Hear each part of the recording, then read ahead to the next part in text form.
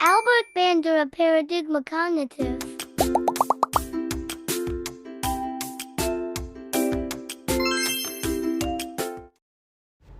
Biodata Albert Bandura. Albert Bandura adalah seorang psikolog dan penggagas teori kognitif sosial. Ia terkenal dengan eksperimen boneka bobo yang mana pembelajaran bisa diperoleh dari mencontoh suatu tindakan. Bandura tumbuh di suatu kota kecil. Ia lahir pada tanggal 4 Desember 1925 di Mundare, Kanada. Albert Bandura berkuliah dan belajar di University of British Columbia atau Universitas Iowa dan mengambil bidang psikologi. Albert Bandura meninggal di Stanford, California, Amerika pada tanggal 26 Juli 2021. Slide selanjutnya adalah asumsi dasar Albert Bandura. Menurut Bandura, teori sosial kognitif mendefinisikan belajar sebagai sebuah proses mental yang mungkin atau tidak direfleksikan dalam perubahan perilaku yang segera. Teori sosial kognitif menjelaskan bagaimana orang memperoleh dan mengelola atau menjaga pola-pola perilaku. Dari uraian di atas dapat disimpulkan bahwa teori sosial kognitif memiliki beberapa asumsi dasar sebagai berikut. Yang pertama adalah orang dapat belajar dengan cara mengamati orang lain, dan yang kedua, belajar adalah sebuah proses internal yang dapat menuju pada perubahan perilaku atau tidak. Yang ketiga, belajar dapat terjadi tanpa adanya perubahan dalam perilaku. Yang keempat, proses-proses kognitif mempengaruhi motivasi seperti belajar. Yang kelima, orang dan lingkungannya mempengaruhi satu sama lain. Yang kelima, perilaku diarahkan pada tujuan tertentu. Yang ketujuh, perilaku akan meningkatkan aturan diri. Yang kedelapan, kognisi berperan dalam proses belajar. Yang kesembilan, peneguhan atau penguatan memiliki efek tidak langsung terhadap pembelajaran dan perilaku. Slide selanjutnya adalah struktur kepribadian perspektif Albert Bandura. Struktur kepribadian yang dikemukakan oleh Bandura terdiri 4 aspek, yaitu sistem self, regulasi diri, efikasi diri, dan efikasi kolektif. Yang pertama adalah sistem self. Bandura meyakini pengaruh yang ditimbulkan oleh self sebagai salah satu determinan tingkah laku yang tidak dapat dihilangkan tanpa membahayakan penjelasan dan kekuatan prediksi. Sistem self yang dimaksud yaitu struktur kognitif yang memberi pedoman mekanisme dan seperangkat fungsi, persepsi, evaluasi, dan pengaturan tingkah laku. Yang kedua, regulasi diri. Istilah regulasi diri yang dimaksud adalah bahwa individu memiliki kapasitas memotivasi dirinya sendiri untuk menetapkan tujuan personalnya, merencanakan strategi sebagai evaluasi dan modifikasi perilaku yang sedang berlangsung. Pada regulasi diri ini terdapat 2 faktor yang mempengaruhi regulasi diri seseorang, yaitu faktor internal dan eksternal. Faktor internal dipengaruhi oleh observasi diri, yaitu proses penilaian atau mengadili tingkah laku, dan reaksi diri afektif atau self-response.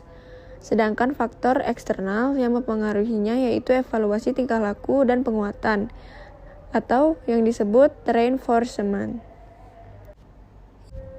Yang ketiga adalah efikasi diri atau self-efficacy. Bandura meyakini bahwa efikasi diri merupakan elemen kepribadian yang krusial. Efikasi diri sering dikaitkan dengan ekspektasi hasil yang merupakan perkiraan bahwa tingkah laku yang dilakukan oleh diri akan mencapai hasil tertentu.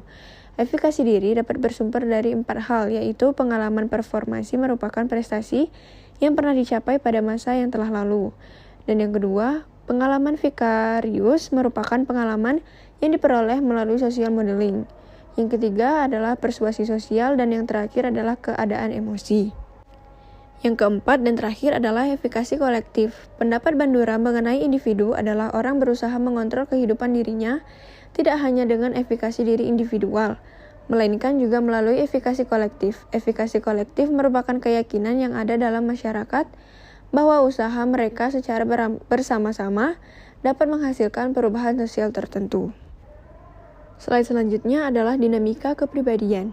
Dinamika kepribadian yang dimaksud oleh Bandura lebih kepada memotivasinya sebagai Sumber inspirasi bertingkah laku. Motivasi sebagai konstruk kognitif bersumber dari gambaran hasil dan harapan keberhasilannya yang akan dicapai. Harapan diperkuat dengan adanya reinforcement agar memotivasinya seseorang untuk bertingkah laku sekaligus dengan menetapkan tujuan atas performasi dirinya. Motivasi dalam dinamika kepribadian seseorang yang penulis pahami adalah akan digambarkan sebagai berikut, yaitu ada memotivasi, hasil, kemudian penetapan tujuan, dan memotivasi dapat dilanjutkan dengan harapan, lalu reinforcement, dan kembali lagi ke penetapan tujuan. Perkembangan kepribadian menurut Albert Bandura. Beliau membagi perkembangan kepribadian ini menjadi 6 bagian. Yang pertama yaitu belajar melalui observasi, di mana dalam penelitiannya ternyata orang dapat mempelajari respon baru dengan melihat respon orang lain. Bahkan belajar tetap terjadi tanpa ikut mempelajari hal yang dipelajari itu. Dan model yang diamatinya juga tidak mendapat reinforcement dari tingkah lakunya. Yang kedua adalah peniruan atau modeling. Inti dari belajar melalui observasi adalah modeling. Modeling bukan sekedar menirukan atau mengulangi apa yang dilakukan model pada orang lain, tetapi modeling melibatkan penambahan dan atau pengurangan tingkah laku yang teramati, mengeneralisir berbagai pengamatan sekaligus, dan melibatkan proses kognitif. Yang ketiga adalah modeling tingkah laku baru, di mana melalui modeling orang dapat memperoleh tingkah laku baru. Keterampilan kognitif yang bersifat simbolik membuat orang dapat mentransport apa yang dipelajarinya atau menggabung-gabungkan apa yang diamatinya dalam berbagai situasi menjadi pola tingkah laku baru. Yang keempat adalah modeling mengubah tingkah laku lama. Terdapat 2 dampak modeling terhadap tingkah laku lama. Yang pertama, tingkah laku model yang diterima secara sosial itu dapat memperkuat respon yang sudah dimiliki pengamat. Atau yang kedua, yaitu tingkah laku model yang tidak diterima secara sosial dapat memperkuat atau memperlemah pengamat. Untuk pengamat itu melakukan tingkah laku yang tidak diterima secara sosial, tergantung apakah tingkah laku model itu diganjar atau dihukum. Kemudian yang kelima adalah modeling simbolik. Film dan televisi itu menyajikan contoh tingkah laku yang tak terhitung yang memungkinkan mempengaruhi pengamatnya. Nah, sajian itu berpotensi sebagai sumber model tingkah laku. Yang keenam adalah modeling conditioning, di mana modeling semacam conditioning ini termasuk klasifikarius, yaitu banyak dipakai untuk mengamati respon emosional. Nah, pengamat mengobservasi model tingkah laku emosionalnya yang mendapat penguatan. Aplikasi teori Albert Bandura. Yang pertama, pada psikopatologi itu ada terapi tingkah laku yang dapat efektif mengurangi reaksi kecemasan. Konsep determinis resiprokal menganggap bahwa tingkah laku dipelajari sebagai akibat dari interaksi antar pribadi, tingkah laku dan lingkungan, bahkan termasuk tingkah laku yang menyimpang. Kemudian yang kedua yaitu ada psikoterapi yang secara umum terapi yang dilakukan Bandura ini adalah terapi kognitif sosial yang tujuannya adalah untuk memperbaiki regulasi self-nya yang melalui perubahan tingkah laku dan mempertahankan tingkah laku yang terjadi. Yang ketiga yaitu pada metodologi. Jadi pada metodologi ini Bandura banyak meneliti masalah dunia nyata dalam laboratorium seperti masalah agresi, fobia, penyembuhan dari serangan jantung, maupun perolehan kemampuan matematik pada anak. Selanjutnya adalah modifikasi perilaku. Tapi kalau misalnya di dalam sistem Bandura ini mungkin namanya sumber efikasi diri, karena di sini merupakan perubahan tingkah laku ya. Jadi perubahan tingkah laku ini kuncinya kalau dalam sistem Bandura itu adalah perubahan ekspektasi, efikasi atau efikasi diri. Jadi efikasi diri itu merupakan keyakinan dari suatu kebiasaan individu dan efikasi diri ini sendiri dapat diperoleh, dapat diubah, ditingkatkan atau diturunkan dari beberapa sumber. Nah, sumber yang pertama itu adalah pengalaman reformasi. Jadi pengalaman reformasi ini maksudnya apa saja nih prestasi yang pernah dicapai oleh si individu itu di masa lalu. Kalau misalnya pada masa lalu si individu ini mengalami prestasi yang bagus, maka ekspektasi efikasinya dapat meningkat. Sedangkan kalau misalnya individu ini sedang mengalami kegagalan atau mungkin di masa lalu dia pernah mengalami kegagalan yang mungkin cukup mengguncang kepribadiannya, ini efikasinya mungkin bisa menurun.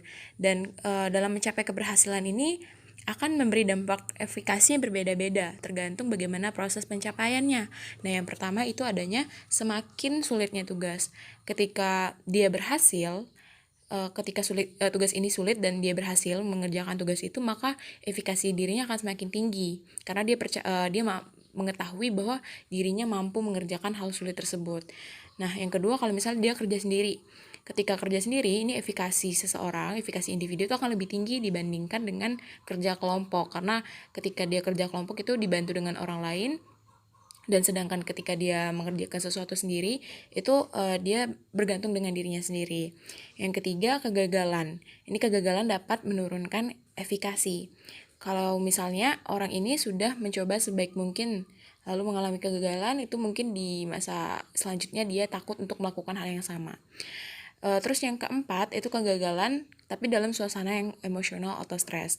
Nah, kalau misalnya orang mengalami kegagalan tapi dalam kondisi yang sedang menurun, itu dampaknya tidak akan seburuk kalau kondisinya optimal karena individu itu tahu dirinya melakukan itu ya dalam kondisi yang tidak maksimal gitu.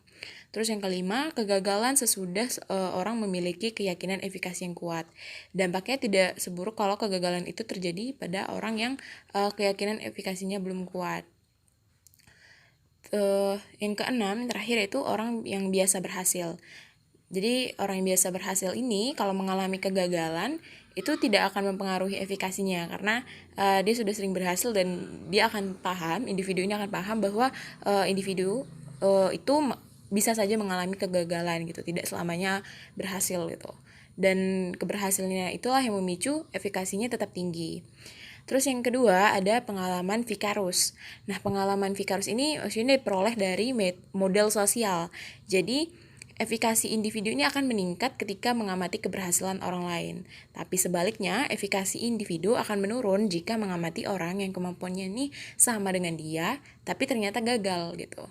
Kalau figur yang diamatinya ini berbeda dari si pengamat, dari si individu, pengaruhnya tidak akan besar. Sebaliknya, ketika dia mengamati kegagalan figur yang sama dengan dirinya, dia bisa saja tidak mau mengerjakan apa yang udah dikerjakan sama si individu yang dia amati gitu, karena dia takut kalau misalnya apa yang dia kerjakan itu akan sama gagalnya dengan figur yang dia amati.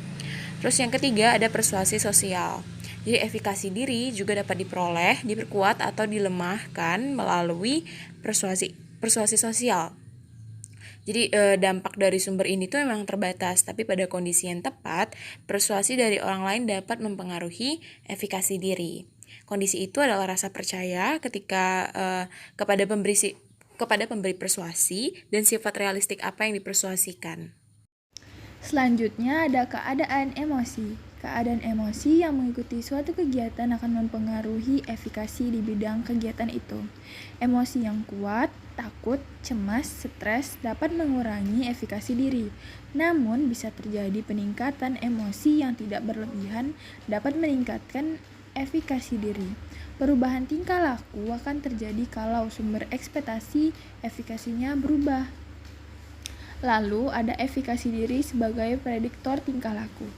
Sumber pengontrol tingkah laku adalah resiprokal antara lingkungan, tingkah laku, dan pribadi. Efikasi diri merupakan variabel pribadi yang penting, yang kalau digabungkan dengan tujuan-tujuan spesifik dan pemahaman mengenai prestasi akan menjadi penentu tingkah laku mendatang yang penting.